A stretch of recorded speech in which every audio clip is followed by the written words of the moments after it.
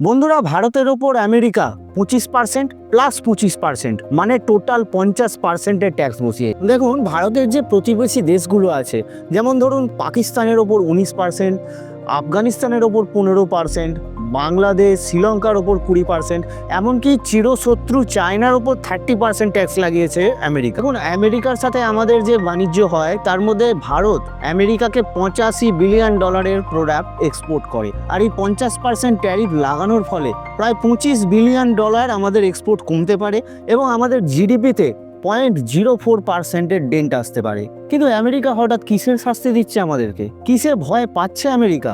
America না তো তেলে ভয় পায়, আমেরিকার অর্থনীতি আমাদের থেকে বড়, আমেরিকার মিলিটারি পাওয়ার আমাদের থেকে বেশি। আমাদের থেকে তো অর্থনীতি বা মিলিটারি পাওয়ারসে চায়না অনেক বড়। তাহলে চায়নার উপর 30 আর আমাদের উপর 50, এটা কেমন কথা হলো? আমেরিকা ভারতের মিলিটারি, ট্যাঙ্ক বা ইকোনমিকে ভয় পাচ্ছে না, ভয় পাচ্ছে ভারতের ইনফ্লুয়েন্সকে। পৃথিবীর সমস্ত দেশ যেভাবে ভারতের যাত্রাপথে ইনফ্লুয়েন্স হচ্ছে, যেভাবে ভারতের কথা শুনে চলছে, এটাই ভয় দেখাচ্ছে আমেরিকাকে।